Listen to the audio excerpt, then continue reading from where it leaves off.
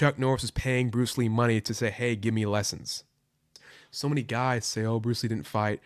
Bruce never got into a real fight. He was not good. And they're just flat out wrong. They just don't know anything about Bruce Lee. I mean, literally, I don't know if he says in this video, Bruce Lee was training Chuck Norris and Joe Louis for these karate tournaments to win, and they won. Why in the world would they learn from this guy if he couldn't fight? That makes zero sense.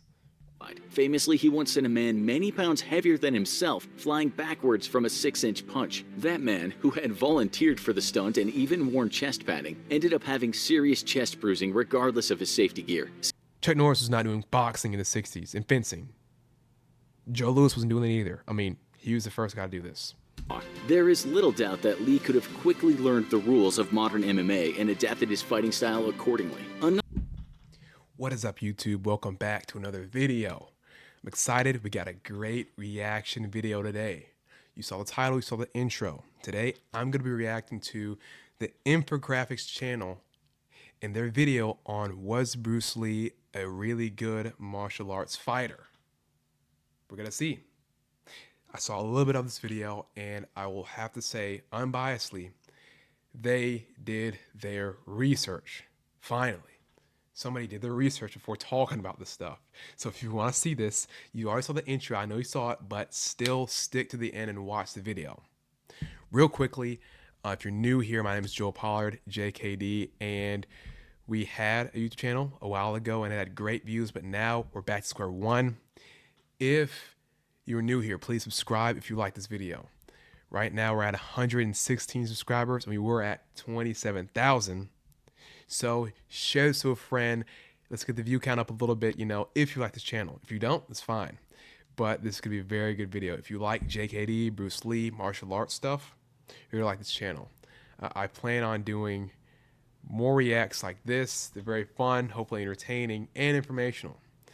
But we're going to see. So without further ado, lastly, if you're new or if you like my stuff, be sure to follow me at Instagram at Joelpollardjkd. And also, if you want to learn actual JKD or martial arts, Wing Chun, martial arts in general, hit the link in the description of this video or right here for my $10 Jeet Kune Do course. Pretty good. A lot of stuff in there, like hundreds of videos, only $10. Really can't beat it. But without the way, we're going to get into this reaction. Let's see. Was Bruce Lee actually a good martial arts fighter? So without further ado, we're ready to get right into the video. It's early 1960, and San Francisco's Chinatown is the place to be if you're a young martial artist looking to prove yourself in this world. Most of the martial arts masters, however, are reluctant, if not completely opposed to teaching Westerners what they see as a uniquely Asian art. Bruce. Very true. I'm a positive few times to fact check, but this is 100% correct. If you were Asian and you were teaching Kung Fu, Chinese martial arts in the States in the 1960s, they did not teach Americans. White, black, didn't matter. They're not teaching Americans. Bruce, you can look this up. Bruce Lee was the first, or at least one of the first that we know of, one of the very first Kung Fu teachers teaching Kung Fu in the United States to Americans, to Westerners, because back in that time, they didn't do that, It was their secret. They didn't want to teach Americans this stuff. They wanted to keep it Chinese. But Bruce was one of the first guys to say, hey, look, guys, I'm going to show you actual martial arts. And this time, karate was pretty big and getting popularized, but Kung Fu, aka Chinese martial arts, it was not, they didn't teach that to Americans at all. It was very hush-hush. And so Bruce was the first guy to break that barrier down and do that. It's very good stuff. Lee disagrees and happily takes on any apprentice who can prove himself. Wong Jack Man is among the greatest masters of his time, and he takes offense at Lee's willingness to take on non-Asian students. Others, however, claim that Lee, new in town, has bragged loudly and constantly about being the greatest martial artist in the world. That bragging has worn on Wong's nerves, and now he's challenged Lee to a fight in Lee's own studio. Inside Lee's studio, a small assembly of people are gathered to watch a fight that will very quickly become the stuff of legends. The doors are barred to the the public. This is a private grudge match, and only one man can be victorious. What happens next will leave fans of Bruce Lee and martial arts in general searching for the truth for decades. In one account of the fight, Lee destroyed Wong Jack Man within minutes, pounding Wong to the ground and getting 2 confirmations that Wong surrendered before ending the fight. In another account, Wong, who realized that Lee's pride would never let him accept defeat unless he was killed outright in the fight, was forced to fight defensively in order to avoid committing murder. The fight then ended in something resembling a draw. In yet another account, Wong and Lee were almost evenly matched, and the fight turned into a grindfest of blows and counterblows, lasting nearly a half hour before both combatants were forced to admit a truce. This fight, along with Lee's legendary We're going to talk about the fight. If you just think about the 3 stories, the third story, the fight lasting half an hour, not possible. I mean, sure, like it could be maybe 1 point. It's not going to happen. A fight lasting 30 minutes straight. No, because yet again, this is the forbidden secret fight that people don't know what really happened. Fighting 30 minutes straight, no. That's not, no. Not even the UFC. The UFC, they take breaks and have rounds. No, that did not happen. What did happen, Bruce Lee beat him up. I'm be honest. The first thing, because I'm a tiny Bruce Lee historian. I know a little bit about Bruce Lee, did a lot of research, but nothing like, like the greats, like the Kung Fu genius. But Bruce Lee had a lot of fights before this fight. Bruce Lee fought a lot. That's what people don't understand. Bruce Lee was a confident person, but he didn't have, if you got on his nerves, bullied him, he was going to fight you. He fought a lot. And with that, he already had a lot of fights before Wong Jack Man. And so it came in that pretty much Wong Jack Man, it was half of that. They did want him to stop teaching Westerners, but long story short, Wong Jack Man shows up to Bruce Lee's studio, challenges him in front of Linda Lee and in front of his students, and of course Bruce agrees. Bruce was always down to fight wherever, it didn't matter, because he was always ready. He believed himself that much, and he knew that his stuff worked. But yeah, again, it's because he got in so many fights. He knows how to fight. He's already knocked out plenty of people. Like, he was a fighter. And so when Wong Jack Man challenges him, he's like, yeah, of course, I'll fight you. Like, he's fought several different styles. I mean, he's good. So they fight, but Wong Jack Man's running. Wong Jack Man's running around. Bruce is chasing with chain punches with straight blasts, chasing him. Wong Jack Man ends up stumbling over and falling, and then that's when Bruce gets the ground and pound, and then Wong Jack Man says he quits, he gives up. So this is a story that most people that were there say it happened. Of course, some of Wong's guys don't say this happened, but from what we know, Wong did not have any fights until he fought Bruce Lee. But if you know anything about Bruce Lee, he had a lot of fights before this Wong Jack Man fight. He fought a lot in China.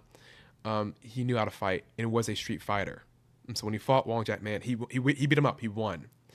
But from that fight, he used a lot of cardio because Wong was running all the time. He was running, so Bruce had to chase him, and Bruce got a little tired. And so after that, he did put more of an emphasis on working out, cardio, training, weight training. But it was not that his system or style didn't work. It's just that he got tired because Wong was running the whole time. You can look, if you don't know anything about this fight and you want to learn more of it, you can look into the Wrath of the Dragon book by John Little. Great book on Bruce Lee's fights. And in there it goes in depth about the actual fight of John Little. He talked to Bruce Lee students and asked what actually happened, and he gives a full account. So it's a very, very good book, but yeah, Bruce beat him up. Wong ran the whole time. That's what actually happened. Exploits on film have raised a haunting specter for fans of the great martial artist in the form of one single question. Was Bruce Lee really as great a fighter as he was a teacher? The answer may not be so easy to ascertain, given that Lee did not have very many fights on the public record. Unfortunately, Lee existed 20 years before the establishment of mixed martial arts as a sport, and at the time, there existed few actual martial arts tournaments. Of those that did exist, they would not have appealed to Lee, nor would they have been representative of his fighting prowess even if they did. These point tournaments, such as those that Chuck Norris participated in, awarded combatants points for blows that landed on what were perceived to be critical areas. It didn't matter if the blow would realistically have caused much damage or not. Often these tournaments at the time of Bruce Lee, because guys say, oh, Bruce Lee didn't compete. Bruce Lee, he didn't ever fight. No, Bruce Lee fought in real life. He did not compete in these tournaments because these tournaments were no contact, light contact tournaments where they didn't have any gear and they would freeze the punch right before it hit you. And the judges would have to guess would it have landed or not. And then out of their judgment, would it assign you the point. These tournaments, they didn't actually hit each other. They didn't actually kick each other. That's why Bruce Lee did not go in tournaments. The tournaments Chuck Norris and Joe Louis and all these guys got their start in, that they were world champions, they didn't actually hit each other.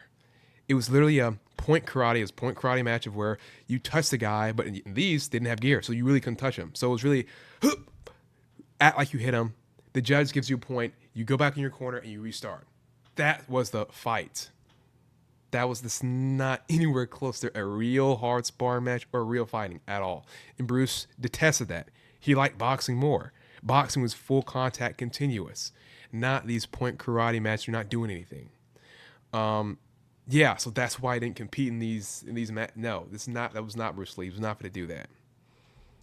And the fighters barely even touched each other, giving each punch and kick just enough power to land on the opponent and not much more. Famous American kickboxer Joe Louis once commented that he trained extensively on his midsection so that he could absorb tremendous punishment. Yet in a point tournament, if an opponent landed a blow there, he'd be awarded a point for delivering a killing blow. Clearly, a point tournament would not have appealed to a fighter such as Lee, as they in no way represented the true power, endurance, and capability to take punishment that a real martial artist needed to win a fight. Detractors of Lee, though, point at his lack of actual fights as proof that...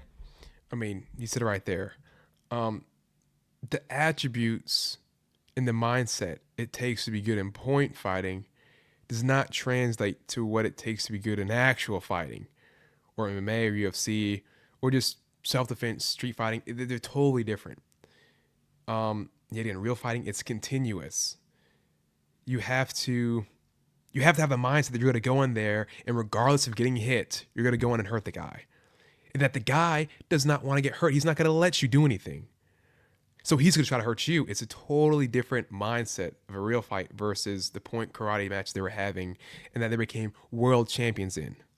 By the way, in this time, the 60s, they didn't have champions all across the world. They only had in the States. So they would do these karate matches in the States and then be titled world champions, which is okay. But anyway, yeah, the point karate fighters, it's totally different from real fighting, continuous, tough, taking damage, adrenaline. A boxer is more equipped, way more equipped than a karate point fighter. MMA, kickboxing, Muay Thai is way more equipped than a point karate fighter. It's totally different. Like in real fighting, you got to sharpen your tools to where they're powerful and fast. I mean, that's a big thing. You can't really work on power in a karate point match because you can't even hit the guy. I mean, because okay, why does the technique have to be powerful? Why can't I just do like that to a guy? When he's 200 pounds, bigger than you, heavier than you, taller than you, has the reach on you, and he's rushing with swinging, you got to hit him hard enough for him to stop. You know, if he's a big guy, I might go for a low line side kick to the knee, right to the knee. It has to be hard enough to stop the guy in his tracks. Because if it's not, he's going to keep attacking me. If I just do a little karate lockout punch, he's going to eat that and come out and just hit me. It doesn't work. That's why with JKD, a lot of it is geared toward a bigger, stronger opponent that's aggressive. Because your stuff has to work against a bigger, stronger aggressor. If your stuff does not work against a bigger, stronger aggressor, it does not work. I don't want a technique that works against a person of my size and my stature. I need a technique that can generate power and speed to put down somebody bigger and stronger than me that's aggressive and that's bent on hurting me. That is a real fight. A real fight is not 5 minutes of going back and forth like contact, stopping after each hit. It's 30 seconds, full aggression, full rage, full adrenaline, going in to try to kill the guy. That nonstop punching, nonstop swinging. That is a fight. And the most traditional martial arts are just not equipped to deal with that right now. So that's what Bruce Lee was totally against. He knew what a real fight was. He fought a lot. So his techniques were geared toward working in an actual fight because he'd been in some. He'd been in a lot. That's the point. We're going to back it up. The true power, endurance, and capability to take punishment that a real martial artist needed to win a fight. Detractors of Lee, though, point at his lack of actual fights as proof that he was not a good fighter. And yet this theory itself falls a bit flat on its face when looked at logically. Firstly, Lee may not have had many recorded fights, but he had plenty of incredible feats of strength publicly recorded and verified. Which now they are recorded. If you want to learn about all of Bruce Lee's real fights documented, go find the book. It's online on Audible. It's a great book by John Little called Wrath of the Dragon. Bruce Lee's real fights. You go on there, a lot of real fights, because John Little, Bruce Lee historian, went to Bruce Lee students, went to people that fought Bruce and asked them, hey, what happened? And he got the full scoop. So all of his actual fights, because he got into a lot, they're actually documented, of like stories of eyewitnesses that were there, seeing Bruce, seeing him in action, what happened, the whole story. So if you want to learn that, go in there, because so many guys say, oh, Bruce Lee didn't fight. Bruce never got into a real fight. He was not good. And they're just flat out wrong. They just don't know anything about Bruce Lee. I mean, literally, I don't know if he says in this video, Bruce Lee was training Chuck Norris and Joe Louis for these karate tournaments to win, and they won. He was training them. Not they were training together. No. Chuck Norris was paying Bruce Lee money to say, hey, give me lessons. Bruce Lee was teaching Chuck Norris, Joe Louis, Bob Baker. He was teaching these guys martial arts. And why in the world would they learn from this guy if he couldn't fight? That makes zero sense. But okay. Famously, he once sent a man many pounds heavier than himself flying backwards from a 6-inch punch. That man, who had volunteered for the stunt and even worn chest padding, ended up having serious chest bruising regardless of his safety gear. Simply put, Lee's power was so crazy. You said it right. You were already right there. Crazy. 6-inch punch, knocked the guy back several feet. You can look up this video right now if you want to. It's on YouTube right now. Let me see. I'm not gonna watch it, but I mean, to show you, you can watch this for yourself. Let's see, Bruce Lee, 6-inch. Here we go. Saying that, oh, Bruce didn't fight. He didn't have power. He didn't have speed. Because yet again, for a fight, the real thing, if you want to be good at fighting, you just need attributes. The whole thing about martial arts, there's really two major keys of martial arts: techniques and attributes. That is the entire totality of martial arts: techniques and attributes. Technique is the actual form to punch, to kick, the mindset, the concepts, the principles. Is all like the technical side. Attributes are what make the technique work.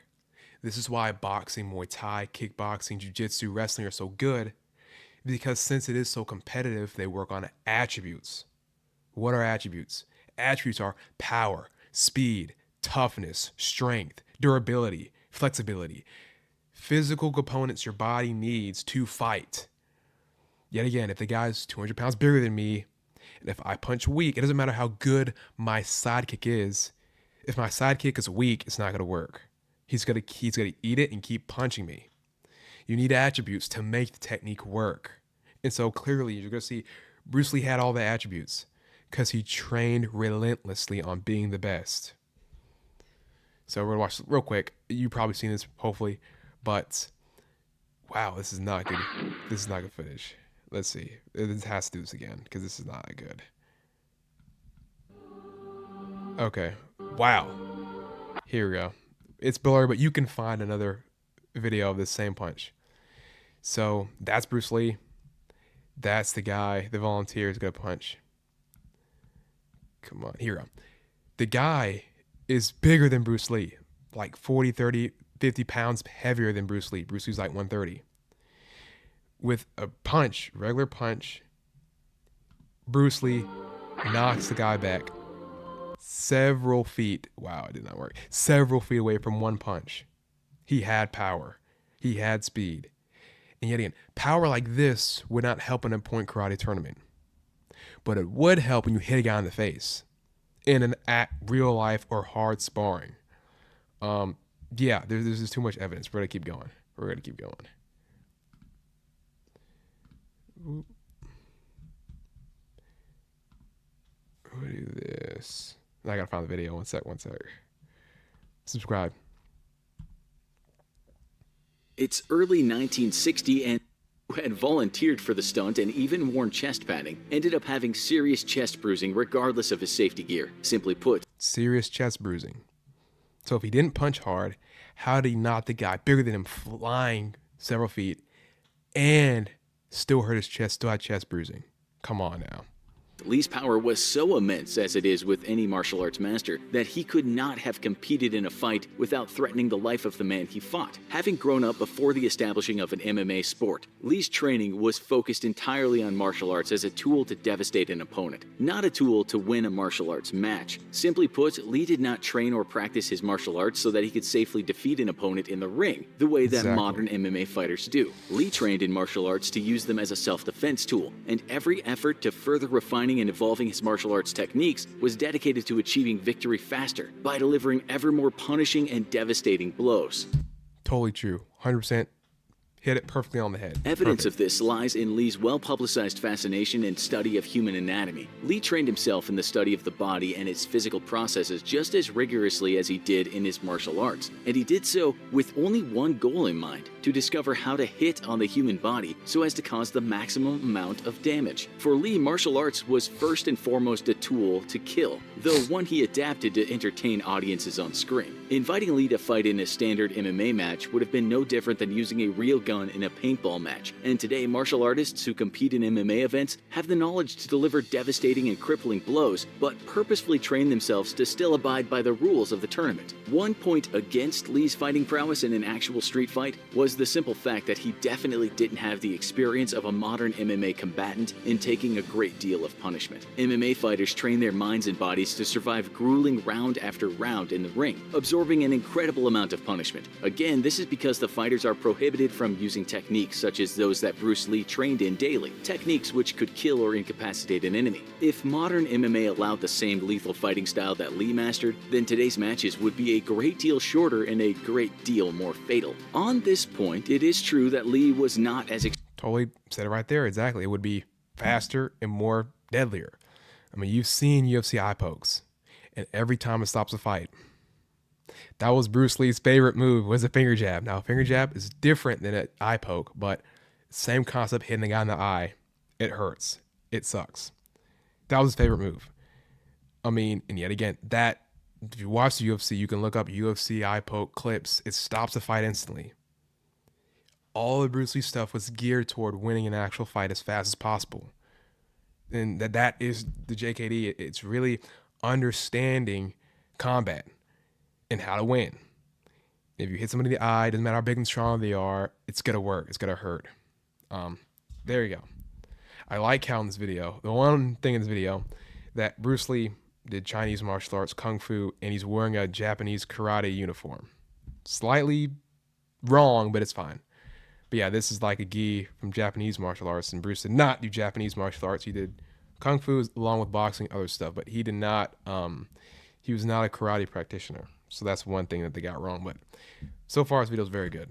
Experienced as a modern MMA fighter in absorbing punishment for long amounts of time. Yet this point really only hints at the fact that Lee may not have been a great modern martial arts fighter or competitive martial arts fighter, as it forces Lee to fight with modern MMA rules that completely undercut Lee's strategy of securing victory as quickly as possible by delivering as brutally devastating blows as possible. Given Lee's incredible ability to innovate and adapt his own fighting style, though, nobody seriously doubts that Lee could have become a modern champion if he had lived today.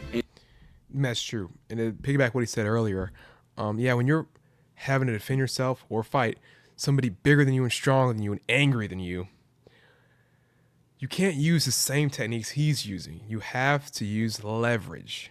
And leverage is a concept not only meaning like joint locks, finger locks, and submissions, but leverage is kind of like the concept of being able to use something in order to maximize your efficiency and effectiveness in a technique.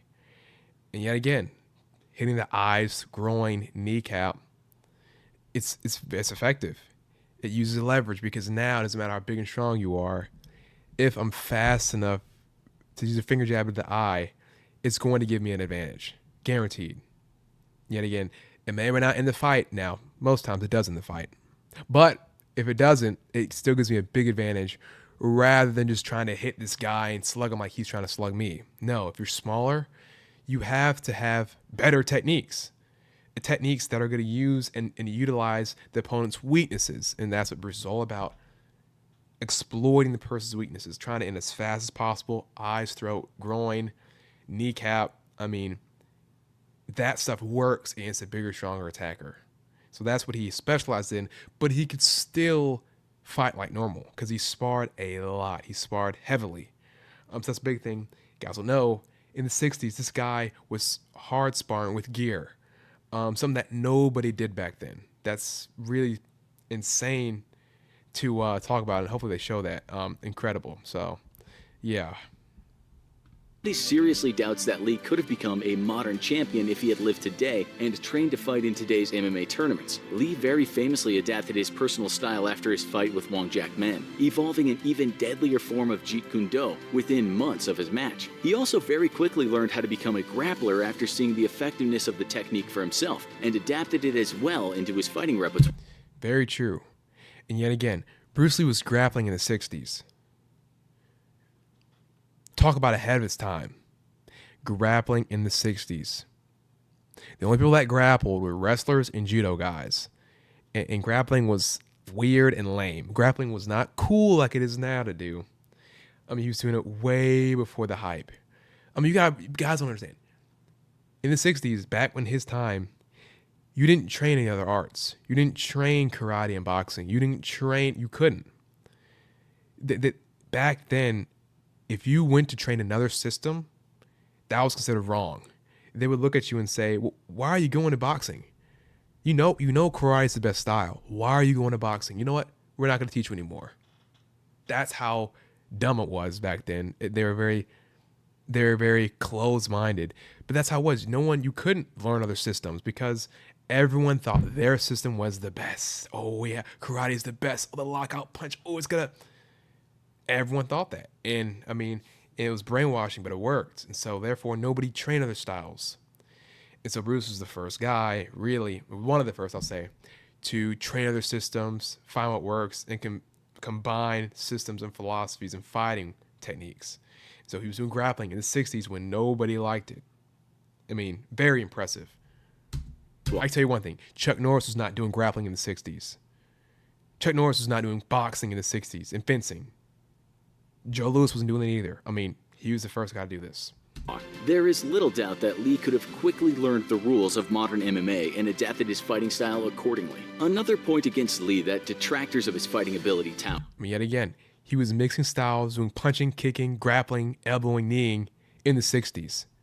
I'm pretty sure he would have adapted because he was doing this stuff way before UFC was even a thought. He was doing it by himself. So people can't tell me, oh, he wouldn't have done good in UFC.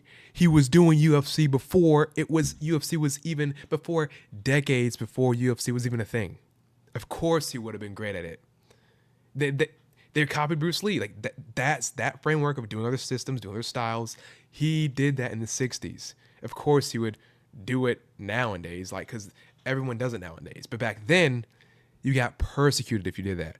They would stop teaching you martial arts if you did that. They said, okay, if you want to learn boxing so much, no, don't come back. No, no, I'm not teaching you again. So yeah, he paved the way for all this stuff. I mean, kudos to him. Hats off.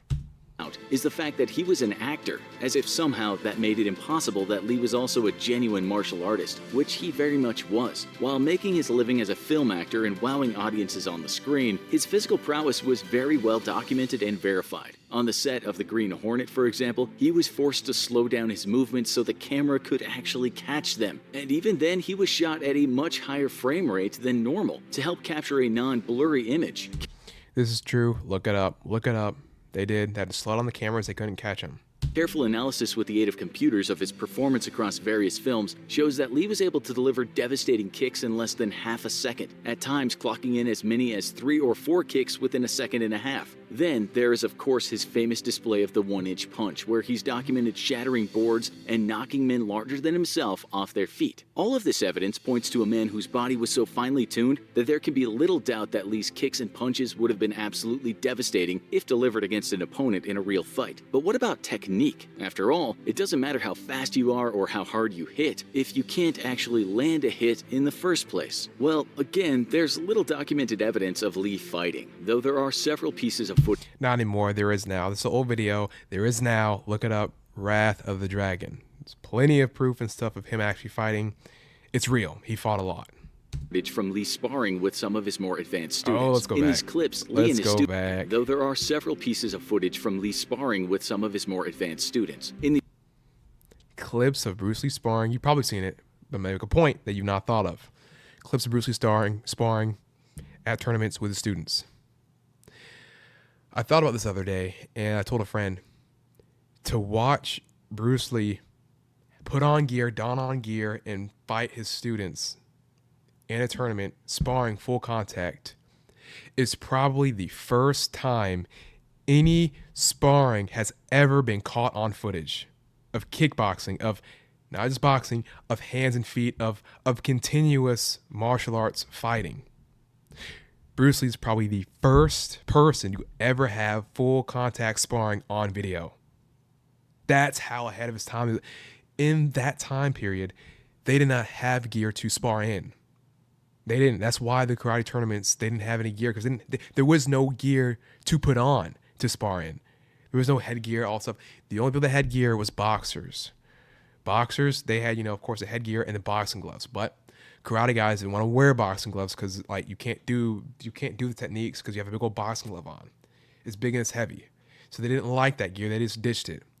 Bruce, because he was a fighter, he said, I want to train more. I want to spar, but I want to actually make contact. So, Dan Nasano, I want you to go find some gear we can use, headgear, gloves, shin guards, body protectors, to where we can go all out in.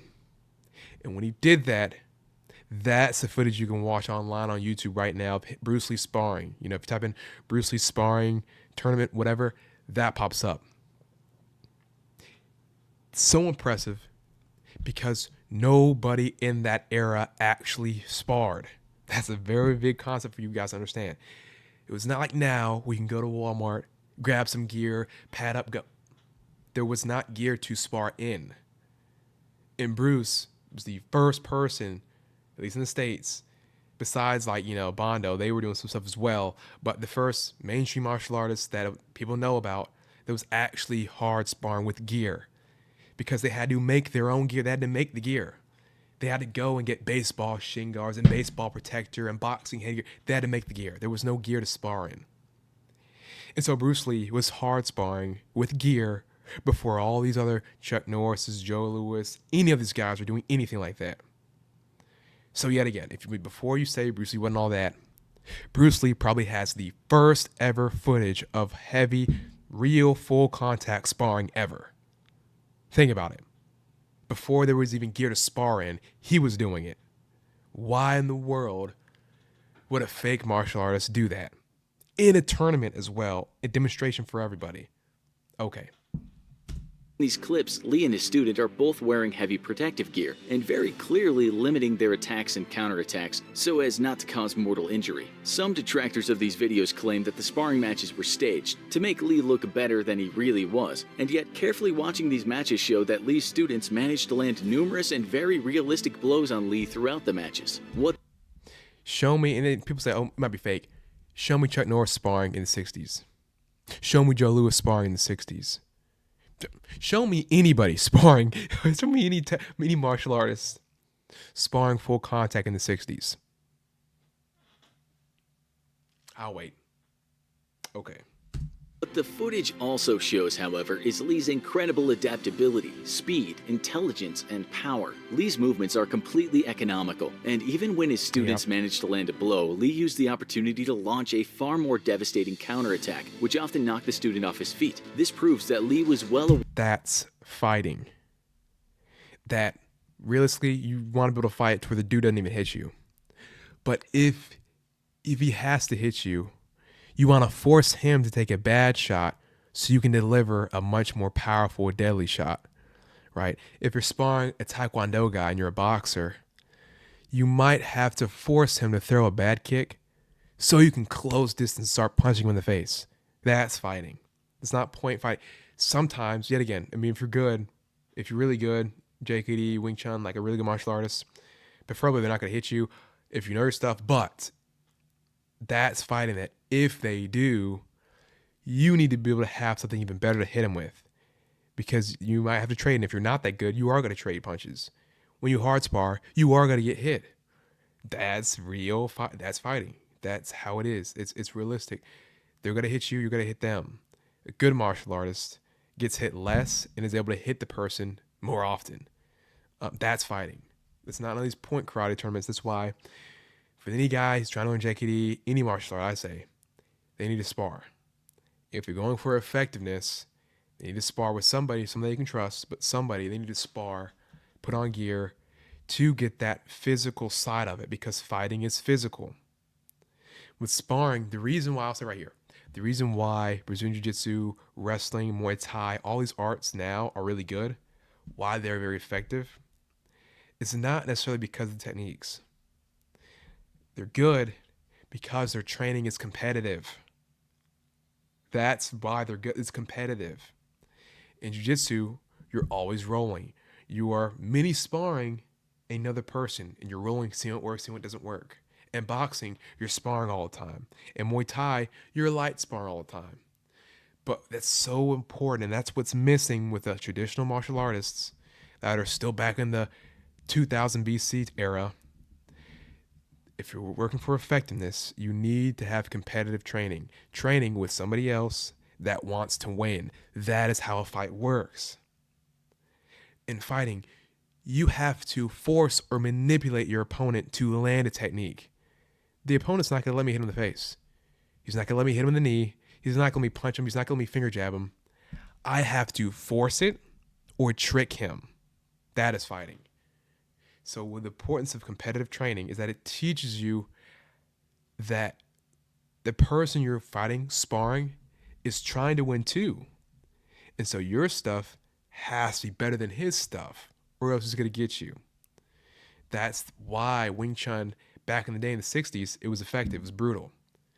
Because, especially, Ip Man era, Wong Shun Lung, Bruce Lee, it's very good. Because when they would do Chi Sao, they would actually hit each other. They would actually try to hit each other.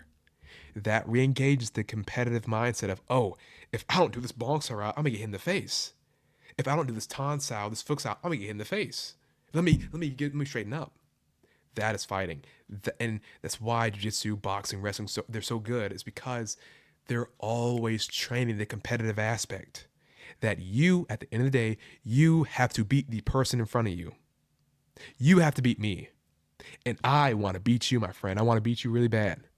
So your stuff has to be better than my stuff.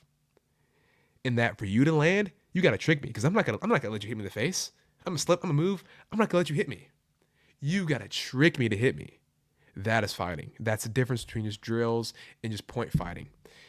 Fighting, you have to have your stuff better than the other person. That's the point. It has to be competitive. Or devastating counterattack, which often knocked the student off his feet. This proves that Lee was well aware that not every blow could be blocked or dodged, and that in a real fight you may have to simply absorb a blow in order to deliver a winning counterattack. It's clear that Lee understood the grim reality of a real fight. Sometimes you gotta take some punishment so you can win, and this... Exactly. Now, disclaimer though, if the guy's bigger and stronger than you, you don't want to let him land. I promise you. So he's correct. If you're fighting someone similar size, and you can force him to throw a bad shot, whatever, and do that. Yeah, true. But if the guy's bigger than you, stronger than you, no bueno. If he's bigger and stronger than you, you don't want to trade.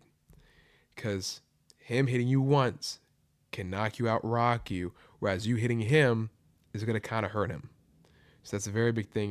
When you're fighting someone bigger, you really don't want to take any damage because if they land, it's going to hurt. Especially most guys, big burly Trek guys, they just swing, and they swing as hard as they physically can. So it's slower, but if it lands, you're cooked. You're cooked. Speaks against.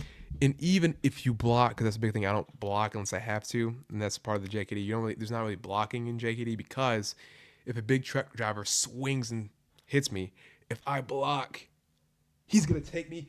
He's gonna take me out with the. He's gonna hit me. I mean, I blocked it, but I'm still gonna be on the ground. It doesn't really work. So you don't really want to take punishments from bigger than you. You don't want to trade. The point raised by detractors that Lee couldn't have been a real fighter. In one example, a student launches a sidekick, which Lee accepts with his midsection, allowing him to in turn deliver a powerful jab to the head, which sends the student to the mat. In another, a student lands a roundhouse kick to Lee's chest, which he once again takes and absorbs the blow by bracing his left leg against it. Then Lee launches a rapid right jab, which causes his student to duck his head straight into a waiting left knee. Clearly, Lee knew that to win a That's fighting. And notice when he's talking about, you can watch these sparring matches for yourself, and they're very good. Bruce was great, but even in that, they're throwing combinations. That's fighting too. In point karate, you can't really throw combinations and actually hit the person multiple times. But in this, when they were sparring on footage, it's showing combinations. It's very important that you might not come out the first hit. So you need to have a flow of offensive attacks, and that's exactly what he's saying. That Bruce Lee went for a jab, lead hand, lead punch, he ducked, and then he goes for a knee, showing that you're going to have an offense. You're going to have a combination to actually hurt the guy and end it. It's usually not going to end by just one single attack, even though it can be. It definitely can be, but you want to practice offense and combinations. That's why boxing is very good. They do that very well. And that's just another aspect. Whereas in point karate, you can't do that. There is no, or if they do a combination, they're not actually hitting the person. They're bagging up, and it doesn't work. Yeah, no. I mean, combinations are very important. You want to be in real life. You want to be offensive. You want to be offensive the whole time. Really, I don't want to let the guy do his favorite punch. I want to beat him to the punch. I want to intercept him. I want to stop hit him, and I want to be hitting him and keep hitting him. I don't want to let him do a combination on me. I'm not going to be there if he does, or I'm going to trap him or something, but no, I don't want that. This is very important. In a fight, sometimes you had to take a blow or two, and even these sparring matches showed Lee's ability to take blows and counterattack with winning strikes. Then there's the fact that many of the world's greatest martial artists and professional boxers all attested to Lee's ability. Mike Tyson, Mike Stone, and Joe Louis all agreed that Lee was one of the strongest, fastest martial arts practitioners they had ever met. And Conor McGregor himself said that if Bruce Lee were alive, he'd be a champion. He'd be UFC champion. Look it up.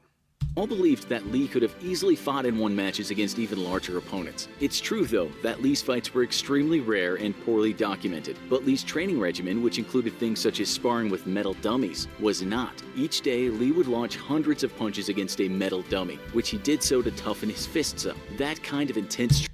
Yep, let's look this up real quick. Exactly. Let's go here. If you've not seen this, Bruce Lee's knuckles. Here we go. So you're telling me he didn't fight, but his hands are all busted up. Knuckles bruised from fighting, from conditioning. Because he knew when you punch somebody, if you punch him in the head, the skull, the cranium, it hurts.